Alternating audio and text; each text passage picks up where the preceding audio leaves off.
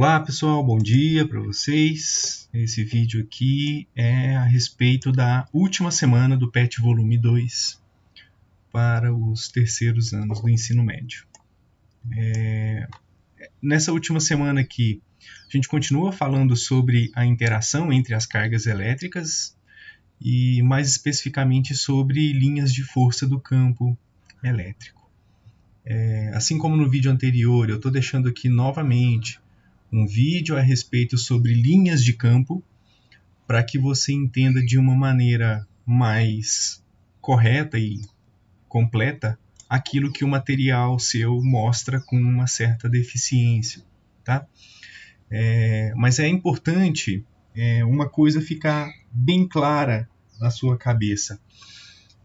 A linha de força dentro desse conhecimento de eletrostática, ela não é o vetor campo elétrico. Então, aqui acho que o desenho ele é bem feliz nessa representação.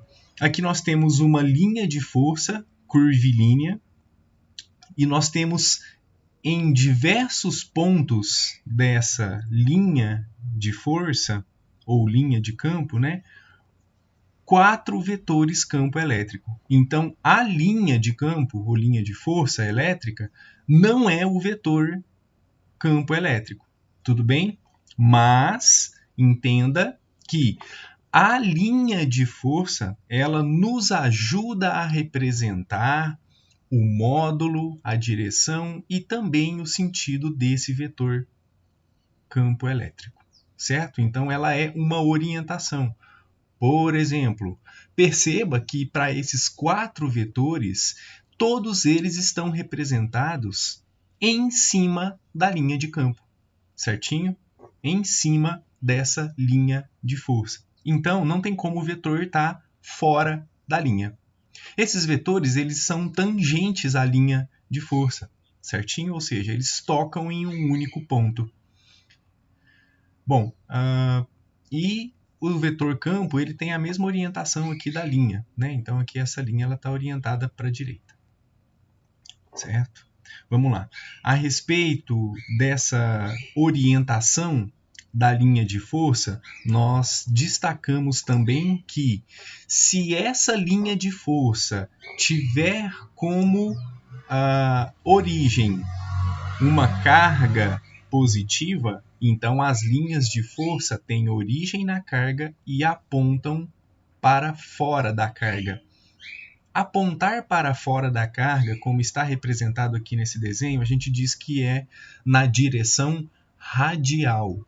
Por que na direção radial? Porque se você perceber, aqui está formando uma espécie de círculo, certo? Com a carga no centro. E a distância que vai do centro até a borda desse círculo é o raio, ok? Então, a qualquer distância aqui de qualquer uma das linhas que você toma é chamado de distância radial, certo? O mesmo raciocínio para a carga negativa, com a diferença de que inverte a cabeça da seta. Aqui apontando radial para fora da carga, aqui na direção radial apontando para dentro da carga, certo? Ou no sentido da carga. Vamos lá, pessoal. Comentando mais uma especificidade. Agora, da interação entre as duas cargas. Como cada carga gera as suas próprias linhas de força, então, se você tiver a interação entre duas cargas que têm o mesmo sinal, a mesma natureza, duas cargas positivas, por exemplo, essas linhas de forças, elas nunca se cruzam, tá ok? Então, as linhas de força da carga da direita nunca se cruzam nem se tocam com as cargas aqui, com as linhas de força da carga da esquerda, certinho? Então, a gente tem aqui essa sobreposição, indicando aqui que essas linhas de forças elas vão ser distorcidas no sentido de não se cruzarem, mas manterem as suas características. Radial apontando para fora da carga, para ambas as cargas. Quando você tem a interação entre duas cargas de sinais opostos, você tem aqui a sobreposição de dois campos gerados por essas linhas de força. E nós temos aqui as linhas de forças da carga negativa apontando na direção radial, no sentido para dentro da carga. Da carga positiva, linhas de força no sentido radial apontando no sentido para fora da carga. E nós percebemos que há uma diferença de que nessa região entre as duas cargas, a sobreposição dos dois campos gerados pelas linhas de força nos permite entender que as linhas de forças estão saindo da carga positiva e, entre aspas, entrando na carga negativa. Mas não se esqueça de que cada uma dessas linhas aqui, entre as duas cargas, elas são geradas por dois campos de força, tá? O da carga negativa sobreposto, ou seja, em cima do da carga positiva. Certinho? Beleza. Então, essas linhas de campo aqui, elas acabam sendo mais dando uma resultante aqui mais intensa do que nessa região aqui, tá bom? Bom, isso aí é uma outra característica que a gente precisa entender, portanto, né, de que essa quantidade de linhas de força que nós temos em uma determinada região do espaço determina que esse campo nessa região ele vai ser mais intenso do que numa região do espaço onde você tem as linhas de força mais espaçadas, ok? Então, aqui o campo é mais intenso do que aqui nessa região. Por quê?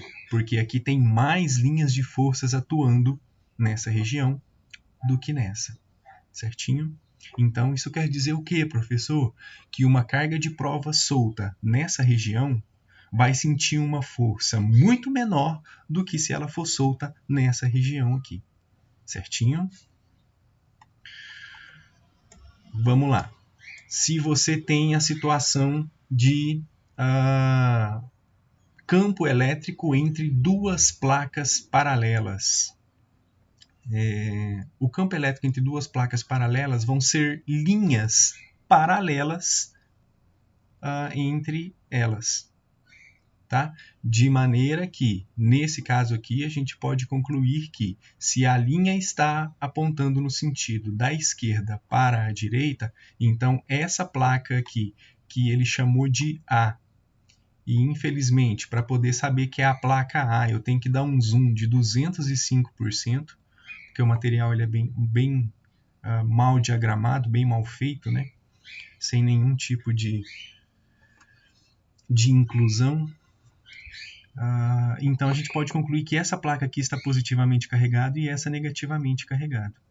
Tá ok? É uma situação parecida com essa daqui, ó. Isso aqui, essa interação entre duas cargas aqui, ela é chamada de dipolo elétrico. Tá ok? Então aqui essas duas plaquinhas formam um sistema de dipolo elétrico, né? Mas aqui as cargas, as linhas de força não estão distribuídas radialmente, mas sim paralelamente. Ok? Beleza. E aí vem os comentários finais, que é a respeito do cálculo desse campo. Ok? Esse campo ele pode ser calculado de duas maneiras. Ou você calcula esse campo dividindo a força de interação entre as duas cargas que geram o campo, né, pela carga de prova. Então, o campo é a força elétrica dividido pela carga. Ou então você pode fazer o cálculo da intensidade desse campo elétrico fazendo a constante eletrostática vezes o valor da carga que gera o campo dividido pela distância ao quadrado.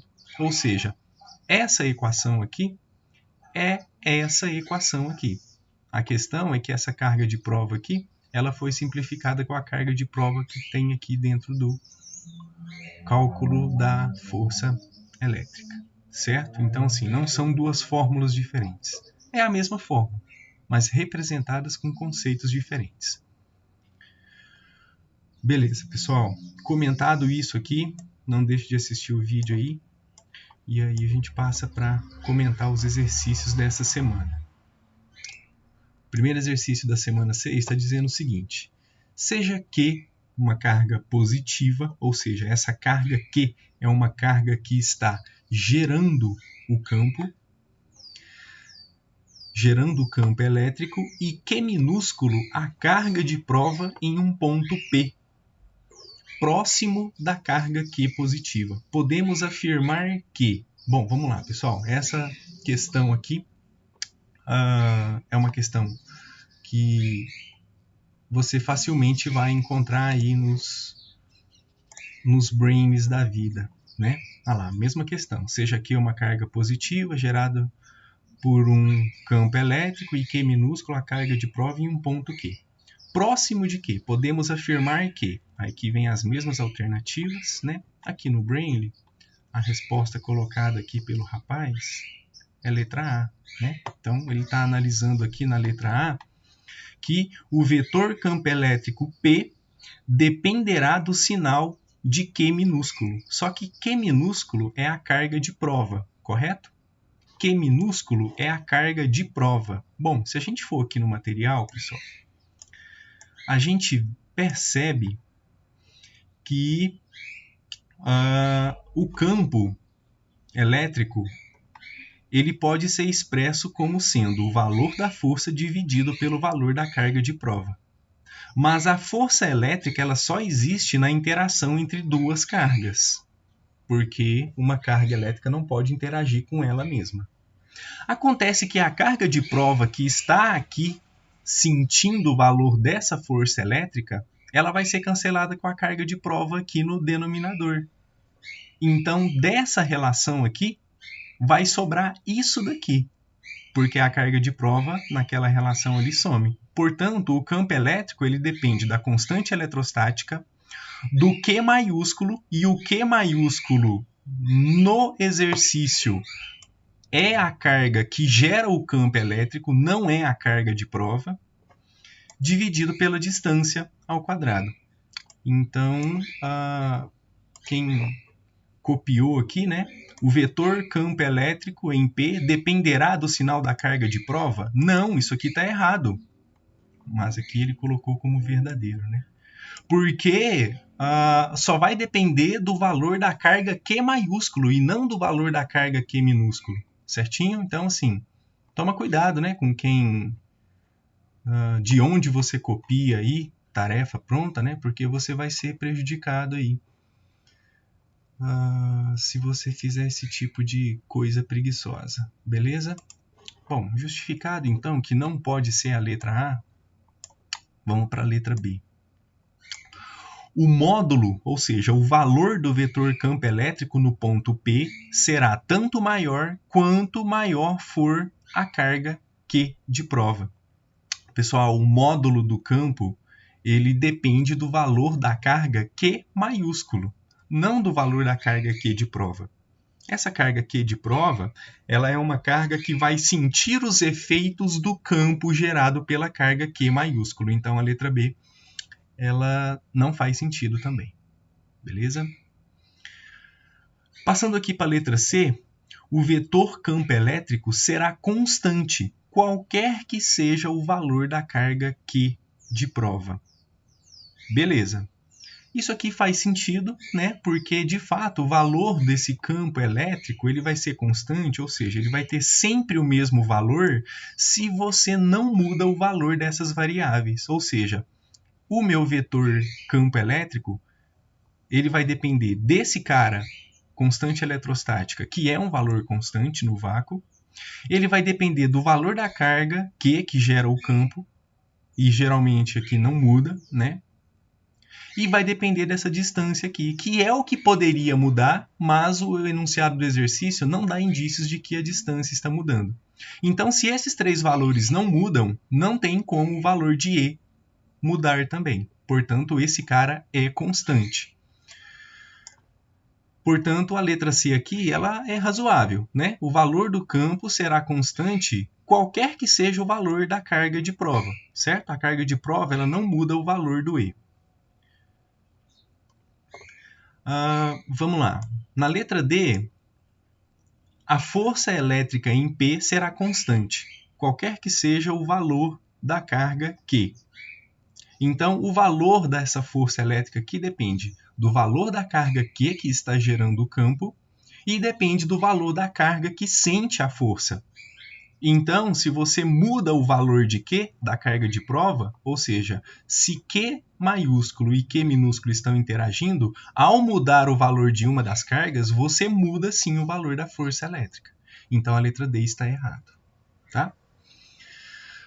Na letra E, está dizendo que o vetor campo elétrico em P é independente do valor da carga de prova Q.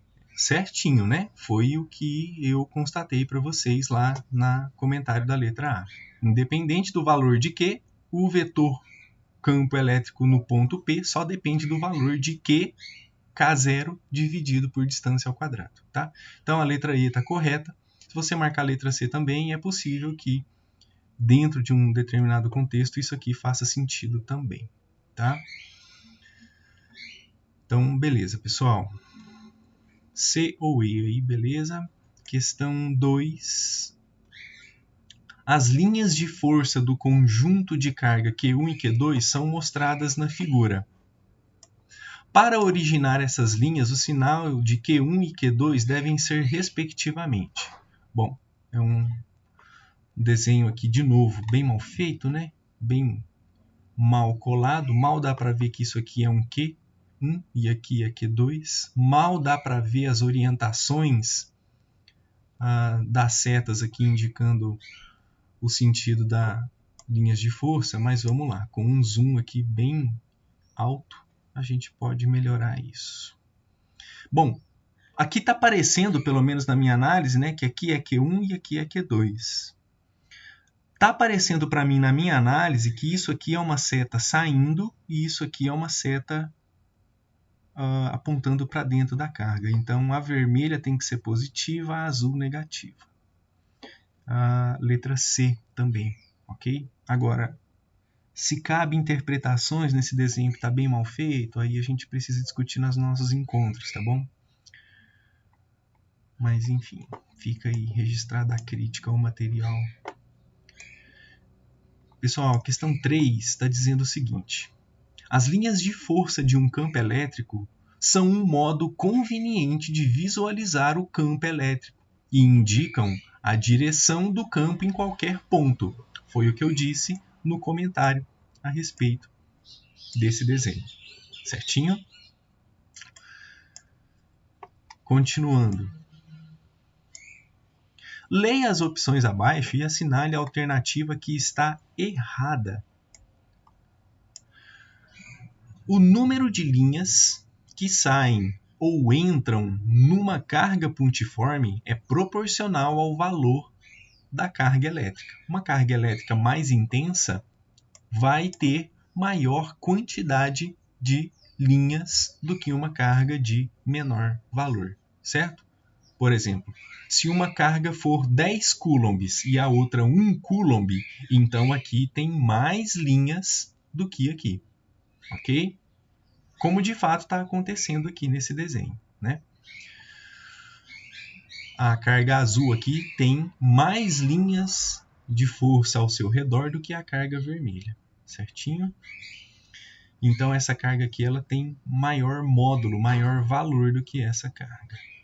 Letra B. As linhas de força saem da carga negativa e entram na carga positiva. Como que é a orientação? Na carga positiva sai, na carga negativa entra.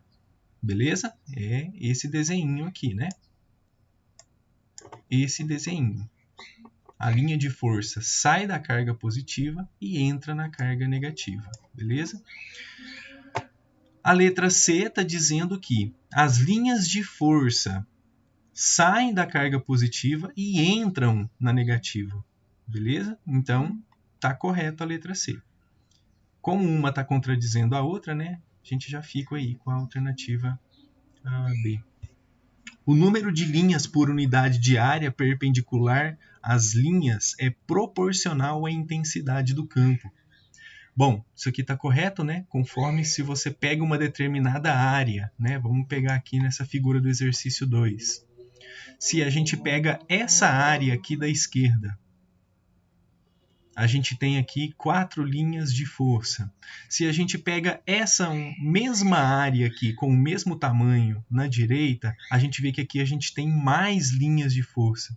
Então, essa quantidade maior de linhas de força vai dar aqui em qualquer ponto um campo elétrico mais intenso. Certinho? Então, tá correto aí a letra D. Como é para marcar incorreta, né? Letra B. Questão 4. A figura mostra esquematicamente as partes principais de uma impressora jato de tinta. Então, você tem aqui com um zoom de 300%, gerador de gotas. Então, aqui a gota sai com uma certa velocidade. Aqui você tem eletrizador. Então, aqui você tem um dispositivo que vai eletrizar a gota que sai desse dispositivo. Aqui você tem placas defletoras. Aqui você tem o papel com um determinado ponto P, né? Olhando o material aí com o zoom normal, nem dá para ver direito ali que tem um ponto P, mas ok. O que o material está pedindo de você? Durante o processo de impressão, um campo elétrico é aplicado de modo a desviar as gotas eletrizadas. Lembrando, então, que as gotas vão ser eletrizadas por esse eletrizador aqui, por essa primeira região. Dessa maneira, as gotas incidem exatamente no lugar programado da folha de papel, onde se formará, por exemplo, parte de uma letra. Considere que as gotas são eletrizadas negativamente. Para que elas atinjam o ponto P da figura, o vetor campo elétrico entre as placas defletoras é mais bem representado por qual desses vetores? Pessoal, lá no seu esquema, se você tem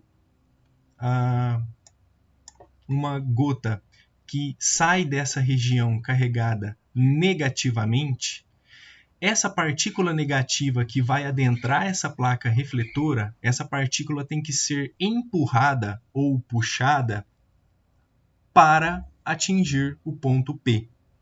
Ok?